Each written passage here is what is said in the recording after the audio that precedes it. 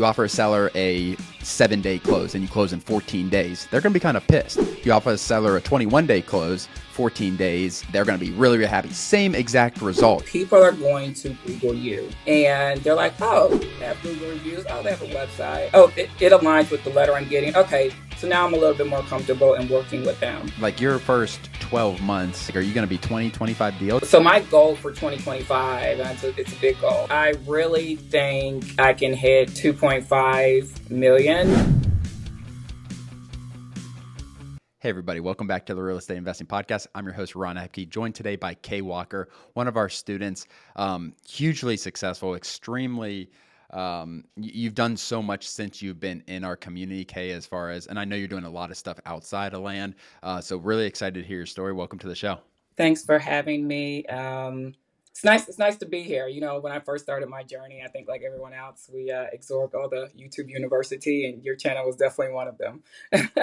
Awesome. Well, I appreciate that and excited to hear your story. So just talk before you got into land investing, Kay, like what led you to land investing? What were you doing prior to getting into land? Yeah, so I ran a short-term rental company, scaled that, did that for about 4 or 5 years, and kind of towards the end of it, I wanted to get into something that wasn't as busy, not so many feet on the ground. Um, so I wanted to get into development actually. So I took a course in development and I bought a piece of land and tiny little piece of land, about 0.15 acres close to the city for $70,000. Took the class, and then I realized that it would be about a year to build on it, and then sell it. And in that class, I learned that developers look at land a certain way, and they'll pay a certain amount for it. Once I figured that, I'm like, oh man, my lot is worth more than what I bought it for. And I don't even think the owner knew that. I didn't Yeah. know it until after I took the class. And so I just turned around and put it on the market on the MLS, and it sold in like 3 days for double the price. And I was like, there's something here. Yeah. There's So something here. that kind of got you the itch for it and Yeah. kind of like, okay, that's how a lot of people fall into this niche is like they're wholesaling and then one of the sellers like wants to sell a piece of land and then they end up with a piece of land. Someone I talked to the other week, he was a developer and he was buying land for 50% of market value, building and making 30% on the build and then making 50% on the land. So he's like, why should I even build anymore? This is taking way more time. I'm doing Yep. all this. Like, why not just buy the land, flip the land? And that's exactly how you kind of ran into it. Okay, so what was that like a light bulb moment, I guess, for you? And like, okay, how do I do this at a higher scale? Yeah, absolutely. It was like, okay, this is great. How do I scale this out, right? And I started doing, all the research and looking at all the courses and all the gurus out there, that you run across when you start searching for this kind of thing. And I ended up taking your course, which was fantastic. I took 3 courses total.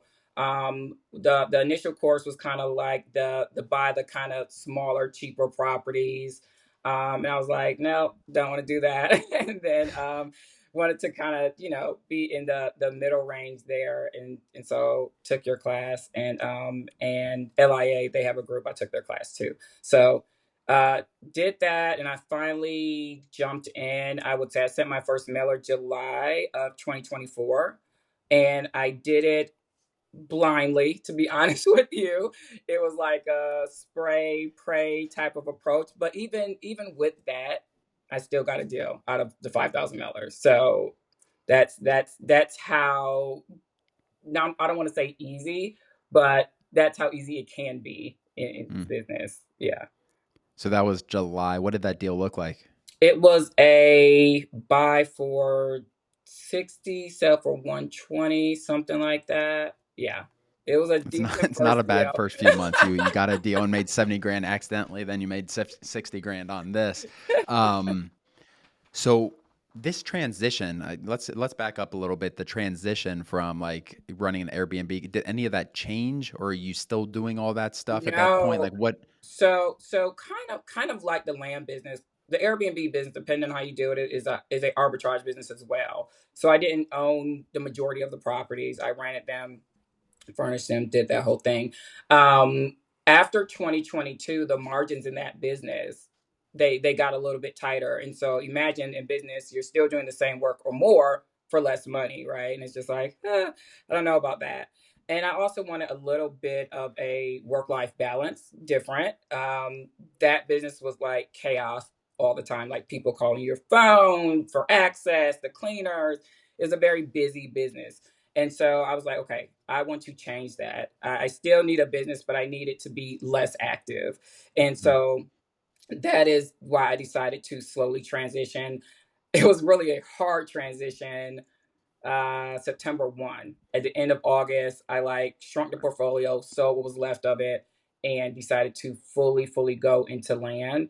Because I know, just like you probably know as a business owner, you can't half-ass something and expect it Mhm. to be done well. So that's when I like full-fledged decided to go into land and make it a business.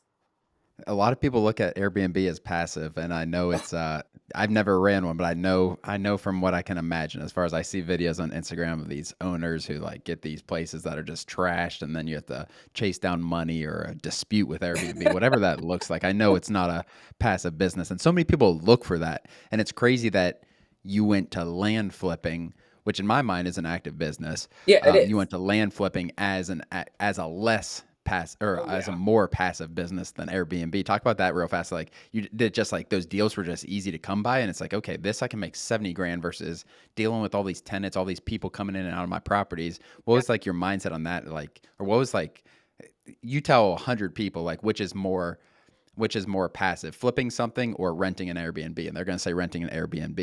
Oh, But you definitely found that that was the opposite. definitely the opposite. It's all about perspective, right? People get into, I think, the land business and they're like, oh, mail is so expensive. And you're just like, compared to what, right? What business can you like put $1 in and get $10 out? And as quickly as you're able to do it in land. Short-term rentals, you have to get the place, you have to furnish it. That is physical labor. You have to, do the photos and you have to manage the guests. It's like ongoing, very active business.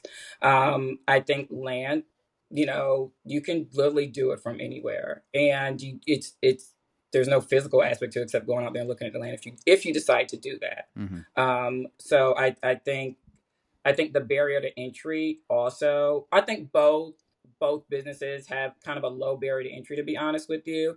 Um, but both businesses also have that barrier to entry to stay in the business and do well at it is much higher. I think in Hmm. both businesses, to be honest with you. Before we get back to the episode, hit the subscribe button below, turn on your notifications if you haven't already. We bring this content to help you guys become better land investors, to have an amazing 2025 in land investing. Other than that, let's get back to the episode. And I guarantee there's people listening today that are thinking about like Airbnb and stuff. What's your thoughts? Well, before we get back on the land, what's your thoughts on like the future of Airbnb? I know with restrictions, these different cities, municipalities, Yeah, hotels are fighting it hard. What's like the future of Airbnb? I think it's still a very sustainable business. I think how I operate the business, not owning the properties, I think is not sustainable. I think if you owned a building or built a boutique hotel that was made for short-term rentals, um, that would kind of be the way to go. It If you go to other countries that are vacation countries, they have been doing, the Airbnb thing way before it became popular. So I think that's going to be sustainable in vacation places. Um, but I just think you have to be a little bit more creative. I think it's still a way to make money. I just think that you probably need to own the property that Mm, you're operating out of, so you can control a lot of what goes on. Yeah. that makes sense. Have you done any before you got into the land? Have you done any wholesaling, any house flipping, anything like that? That's comparable, or is it just the Airbnb? Just the Airbnb, yeah. Didn't never touch flipping. It looked too complicated. Like, never did wholesaling. It gives a cringy feeling. I think that everybody kind Yeah. of, feels like when you hear the word wholesaling. So, yeah, never did either of those. Yeah. Well, it's crazy. I mean, you've only been in this land business. I mean, you bought the course in May. Yeah. You've only been in the business 7 months or whatever. So, I mean, you've come a far way, obviously. What does like the last 5 months look like? What does your mail volume look like? What are you doing today in your business? Yeah, so I only do mail, and that was a struggle in the beginning because I feel like there's no instant gratification in Mm, this business. It's not like you're going to do something on Monday and you're going to know it worked by Wednesday. So when you're pumping out money for marketing, you're like, I don't know if this is working. Should I switch to texting? Should I switch to ringless voicemail? Should I switch to cold calling? And I think that was, a struggle in the beginning, is to stay with one thing. But I signed up for launch control, went through the whole process, got my site approved, and I was like, no, stay in one lane. I was like talking to myself, like, get really freaking good at this one thing. Because there's a lot on the back end when you decide a marketing channel, right? There's your CRM. How are you going to track, everything? How are you going to pull your data? All of that good stuff. So when you think about a marketing channel, everything else behind it that supports that marketing channel, it should be buttoned up. Mm. So imagine trying to button up systems and processes for three different marketing channels when you're new to a business. That's tough, right? You're working against yourself, I think, at that point. So I decided to stay with mail. Um, and I think I just kind of got better at it. So the first mail I sent was in July. I didn't send any other mail in July. Like when I first got phone calls, I was like, oh shit, this really works. Like people actually call you. Like, Yep. and of course I got all those calls of like, the landlocked properties, the properties with the wetlands, stuff that nobody wants, of course. And that's when it triggered in my head, like, you need to start scrubbing your data. You need to start cleaning your data. And so got a VA first to do that. And then I realized like I need to do it myself, to be honest with you, so I can know what that looks like. So and then the land portal came along, which is like heaven. And it's made my life so much easier with pulling data and it already being scrubbed. So game changer right there, to be honest with you. So that's all I use for data. I mail. And as far as volume, not a whole lot of volume, to be honest with you. So in July, September, and October, I used Rocket Print, and I did a total of 14,000 mailers, 14,356. I got 5 PAs from that. And that came down to like 2,800 or something like that, deals per letter. Um, You got 5 deals? Deals, yes. Signed Wow, that's PA awesome. deals. Um, and then in November and December, I decided to switch it up. I wanted to do something different with my mailer to get a higher rate of signed PAs and deals. And so in November, December, I mailed a total of, how many did we do here? 5,846. Yeah, and Hmm. we got 9 signed PAs from that. So I was like, yeah, I'm not using Rocket Print anymore. Nothing against Rocket Print because they're awesome. Yeah. It's just I changed my template and how kind of everything looks. And so now that I'm getting proof of concept that this works, now I'm going to reach out to Rocket Print and see if they can create what I'm doing there, because it is time consuming the way I do it now, because I do it from home. So I love it. yeah. Um, that's what it's so many people like you started off like you hit the ground running doing stuff how we teach and stuff and like you A/B test, you test things your own way, you Yeah. put your own spin on it, and that's what your own spin is. Like you have 14, are those got 9 deals going to turn into deal, or are those 9 PAs going to turn into deals? Do you know? Oh yeah, like their one just got perk test. We got You're pictures. Like, killing it, yeah, Kay. Come we're on. going. Wow. So Four you have get listed this 14. week. Oh yeah, yeah.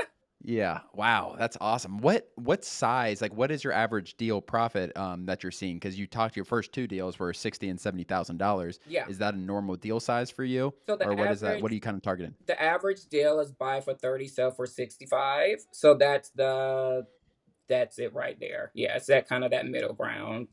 I haven't hit like that six, the crazy numbers Yeah. everyone talks about, these big huge deals. I haven't got there yet. Mm-hmm. You're making it look easy though. Doing what you're doing is awesome. Like that's so you're gonna have so it's like your first 12 months, which you're not even close to, you still have 4 months. Like, are you gonna be 20, 25 deals? Is that kind of your target you think for your first 12 months?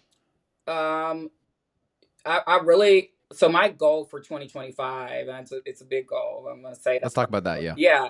So I really think I can hit 2.5 million by the end of the year. Um, And and net profit? Yes, in net profit, in net profit.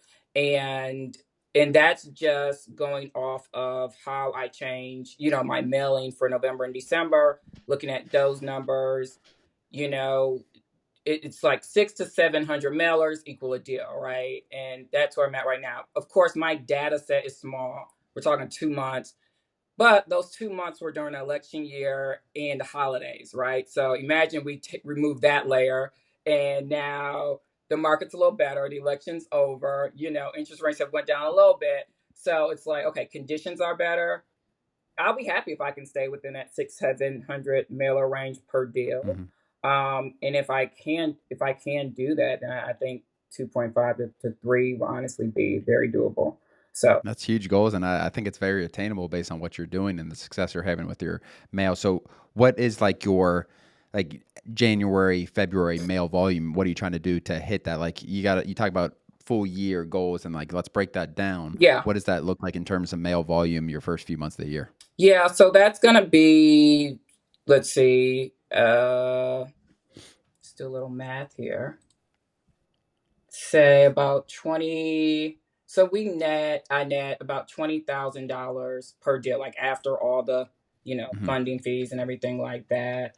Um, so we want to do about 12 to 15,000 mailers a month, um, going forward. And that should yield, let's just say, yeah, that leaves a lot of room for error, which is good. Hmm. So the, if it was, 700 millers per deal, that'd be 21 deals, right? Yeah, But we gotta leave a lot of room for error there. for sure. Um, Wow, that's incredible. That's awesome, and yeah. yeah, it's cool to see your first 6, 7, 8 months of success, and then just keep growing from there without a doubt. You are you said you have a VA. Is there anyone else helping you out? So I originally had a VA, and he was great. I found him off Fiverr, and he already knew the land business, which was Mm, crazy. Like, he worked for some company, I think, in Florida, so he was like schooling me on like keywords to remove and the scrubbing, and this was for the land portal and all that stuff. And I was paying him like 10 cent per like thing per lead or per data point to scrub, and he mm, would pull the data from data tree, and it got like super expensive. Like, I was like paying him something crazy a week. And like, another reason why I'm happy the land porter is here.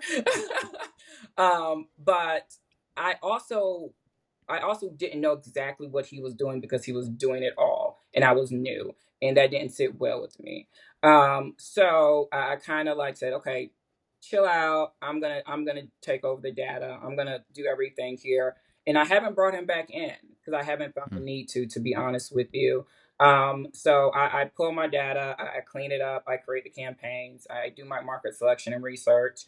And then so I had Call Porter as my answering service. I used them in the beginning, and they synced up with my CRM. I used Pebble, and it was good. I noticed for some reason that when people called in, first it was hard to get people back on the phone when they left, spoke to the representative, and they left a message for me to call them back. It was hard to get people back on the phone, which was like, that kind of sucks.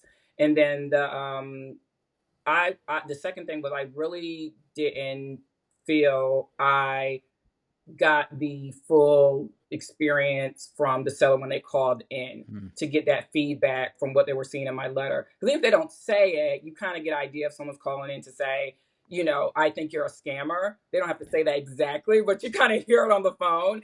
And it's like, it's important for us as business owners to know that, because it's feedback from our mailers, right? And so if we're getting a lot of that, it's like, maybe I need to come across a little different in my mailer. So you don't get that kind of feedback. So I changed, and I had so my operations manager for my Airbnb business.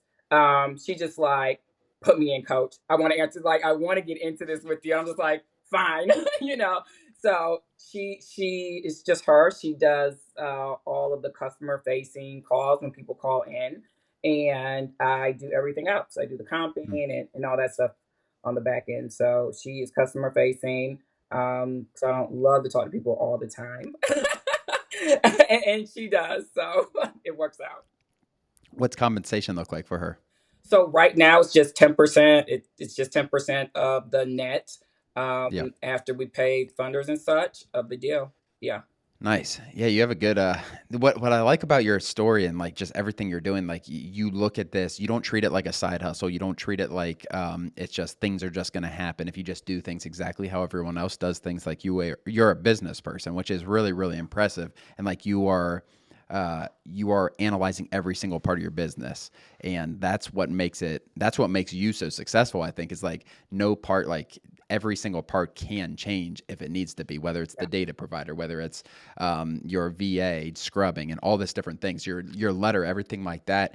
Do you have like what's your business background? Is it just Airbnb, or you just learn really fast? It's impressive what you've done so far, Um, guy. so like in my previous corporate world, I like to call it, I was a project manager in IT. That's what I did. I also did process improvement. So I think just having that mindset of continuously improving, always asking why something is done a certain way, I think is what I got from working in corporate. And I think it really helps being an entrepreneur because it's easy to do stuff that everyone else does, but if you don't understand why it's being done, like Mm, you're doing yourself a disservice, right? Because when it breaks, how do you fix it? You don't know, you know. mm-hmm. So, yeah, I think maybe that's where I got it from. I think I learned pretty quickly. I'm a kind of self learner. I think that helped. Yeah. Yeah, You also got teased by texting for a little bit, and it happens to a lot of people where like I'm all for texting, but you got to be into it. And like yeah. you were, it's for the people who aren't mentally okay with, like you said, mail's expensive, like with that money going out the door. But doubling down on what's working, I think, is what you've done so well. Um, any like special projects you any other targeting you're kind of looking at in 2025? Like you said, you haven't done one of those really big deals. Is that a goal, or is it just like let's just keep doing what I'm doing and scale it up? I definitely want to keep doing what I'm doing. You know, tighten any process within that to make it more efficient. But I do want to explore, you know, a bigger project that makes sense. Um, I do, yeah, yeah. Maybe you know, maybe entitlements. I'm gonna take a course on that so I can kind of understand that whole process. I think that's very interesting. You know, ways to create value that there isn't value there. I think it's big. So Are you targeting? Have you done any double closing or anything like that? Anything you've fallen into that is away from just a buy and flip that you've done thus far? about half of the deals that I've done so far have been double closes, actually.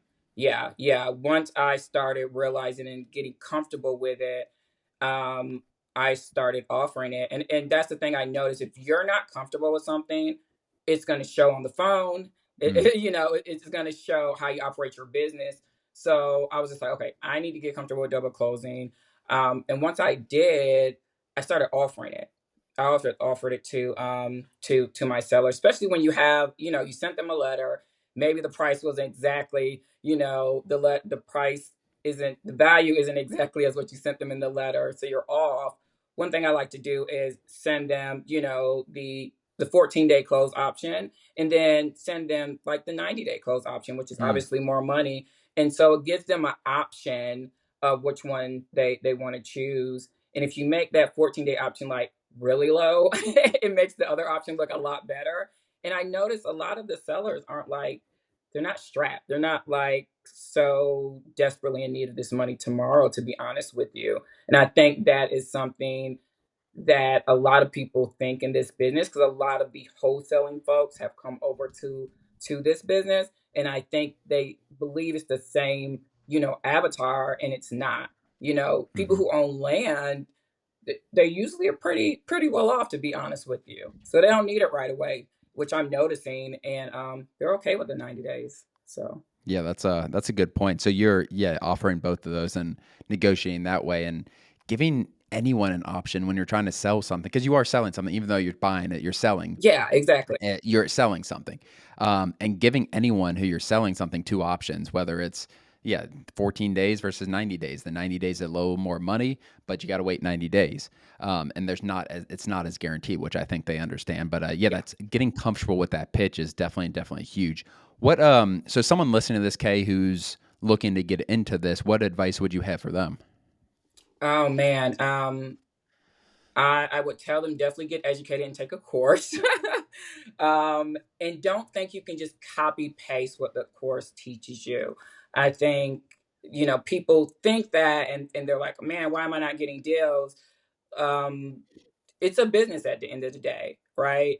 Marketing, direct marketing has been around for a very long time. It's not new, and it's been battle tested across different industries. They use direct mail, they use cold calling. So there's information and there's education out there outside of the land industry regarding marketing. I would Mm, advise people to dig into that because there are golden nuggets out there for marketing, period. We market. That's what we do. We pick a good market and then we market, and that brings in our money. So the better we get at marketing, the better, deals we're going to have, the more deals we're going to have. So I would say take a course and then learn marketing, to be honest with mhm. you. Testing things, try things Yeah. out for sure. Yeah. Try Like things out. that all marketing companies, A/B test ads, A/B Exactly. test letters, A/B test text. Like I know Launch Control, I know you're not using them, but for the people texting and people looking to get in texting, like try this text versus this text, and like what are the results difference? Like it matters. 1% Yeah. is a big deal when you're talking about response rate. Like Yeah. when you're talking about 10,000 mailers, like and 1% response rate is 100% responses versus 200. Yeah. Big difference. But yeah, I think that's huge. Anything Oh, else? I would Go ahead. also say, if I can, like have a presence online. Like people are going to Mm, Google you, like period. They don't know who you are, So, when people look at brands, they're going to know the brand. They see Nike, they know what Nike is, they trust Nike. They see your brand, they don't know who you are. And people are either going to create a story of who you are in their head, and that's usually going to result in it going in the trash can, your piece of mail, or they're going to, you're going to give them a story that you mm. recreated. And then the quickest way you can do that is for you to pop up when they type in your business name or your email address or your phone number into Google, and they're like, oh, they have Google reviews, oh, they have a website, oh, it aligns with the letter I'm getting. Okay, so now I'm a little bit more comfortable in working with them. And I That's think that just is huge. It's huge. Yeah. And it also goes into like you provide and that's what Daniel and I are so big on is like building trust with sellers, having them have a good experience too, because like bad word of mouth is whether you're flipping land or selling a land course, whatever it is, like bad word of mouth is toxic, and like It is. actually providing the service that you offer, if you're doing a double close, communicating with them through that 90 days where they're not just Yes. getting held or strung along, like giving real offers. And I think that's one of the biggest things why wholesaling struggled so much is because people just throw offers out. If Yes. they get something under contract, they're excited for that $20,000 property they have under contract. They have no clue what the hell it's going to sell for. It might sell for 18,000, then they're obviously not going to do the deal. Like when you're making double close offers, that kind of stuff, actually understanding what you're gonna, what kind of margin you have, so the deal makes sense for you, instead of just getting things under contract. Some people get so excited, and you have 9 deals, and 9 of them are going to be deals. Like 9 of them are going to be completed deals, which is awesome. Versus some people who have 9 offers signed, and then they're going to have 0 deals. It's a Right. huge difference, and like that negative trust, it's bad for everyone in the industry, Yeah. honestly, Yeah. because they're going to distrust Kay's letter more, because they just had someone else string them along for 90 days. Exactly. And you talk to sellers and they're like, "Oh, you actually called me back." Like that's a Mm, huge thing, crazy and thing. it's such a simple thing, It's like it is crazy. It is insane to me. So it's just like these normal, basic business practices that we should be doing that everyone's just not doing. So yeah, and when you get a deal, like we don't send a PA out unless we know they're going to sign it. Like we're not just Mm, sending PAs out. And so every PA we sign, we close, and we do our due diligence first, as much as we can from the desktop before we do that. And in my head, I'm like, at the end of this process, like I'm asking for a Google review and I need 5 stars. So I want to make mm. sure that they have a really great experience, right, throughout the process. Because that one Google review, it gives trust to so many other people who look at you online. So yeah. That's huge.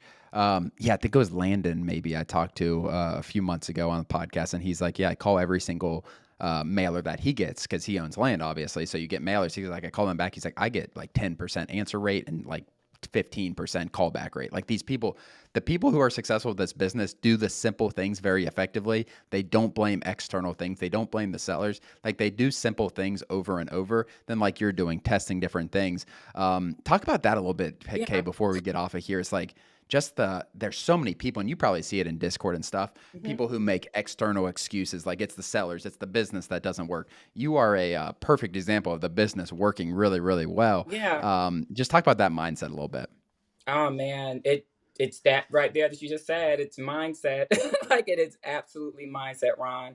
Um, there's things we can control and there's things that we cannot control. Like the election, we can't control that. The natural disasters, we can't control that. But we can control what we do inside of our business. And I think when people I it with social media, I think people portray this business as easy and make six figures in 90 days, right? And when they come into the business, it is, especially someone who's never ran a business before, it's like expectations are here, reality is here, and that creates disappointment because that's not the reality of it when you get into the business. Um, what's your original question? Because I feel like I just went I on just it. like the mindset around like you're not an excuse maker by any means. You're like, I'm going to test this next thing and I'm going to make this Oh next yeah, thing work. yeah, Like there's only like one successful business person in this business means anyone can be, yeah. you know what I'm saying? I think being in the communities really, really help because it's like if they can do it, I can do it. Hmm. Obviously it works. The formula obviously works. All I needed was that first mailer that went out.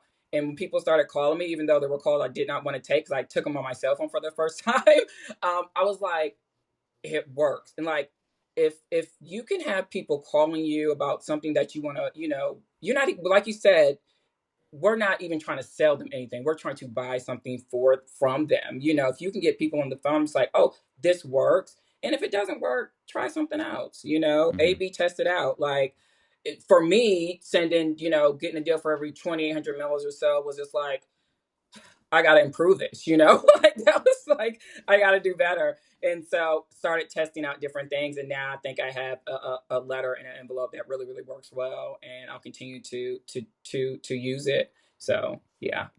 You said something earlier, and it's actually like it's known as like the happiness equation is reality and expectations. Like the difference between reality and Yeah. expectations is like the happiness.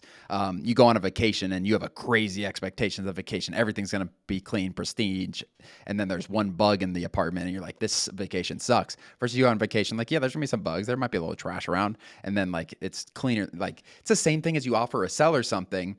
You offer a seller a 7-day close and you close in 14 days, they're going to be kind of pissed. Yeah. You offer a seller a 21-day close, 14 days, and Exactly. they're going to be really, really happy. Same exact Yeah. results, completely difference in the review you're going to get versus they promised me 7 days, I got it in 14 days versus they promised me in 21 days, I got it in 14 days. I'm pumped. I love Kay. I'm so happy. It's a completely different mindset. Oh I think yeah. everything you do like goes around that. And it's legit. I don't know who made it up, but it's called like the happiness equation and it's reality versus expectations. Just like not having just providing expectations for sellers. Everything you do, don't over promise is what we say in our business. Yeah. Under promise, over deliver. Yeah, and project management, like when I first got project management, I would always over deliver timelines. And like a senior PM came to me, I was just like, look, stop over promising. Like you're making it difficult for all of us. And it taught me just what you said. Those expectations are so, so important. And I think it's not just in business, it's in life too, with our relationships, Mm. everything. I think, expectations are just everything.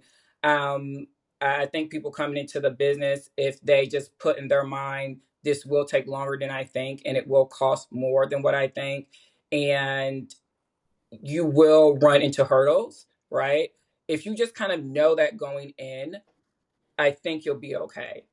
Yeah, Yeah, it's it's it's 100%. it's not going to be easy. You're going to get your teeth kicked in. But if it was easy, like everyone would be doing it, type of thing, and everyone would be really successful at it. So, yeah. Awesome. Well, Kay, I really appreciate you hopping on, and yeah, we'll definitely get you on early 2026 to see you hit that $2.5 million goal. And I believe in you in terms of that. Your first 7 months Yeah. is unbelievable. We can do Other than like that, a guys, if you watch, midpoint check-in, you know? yeah, yep. Let's do it.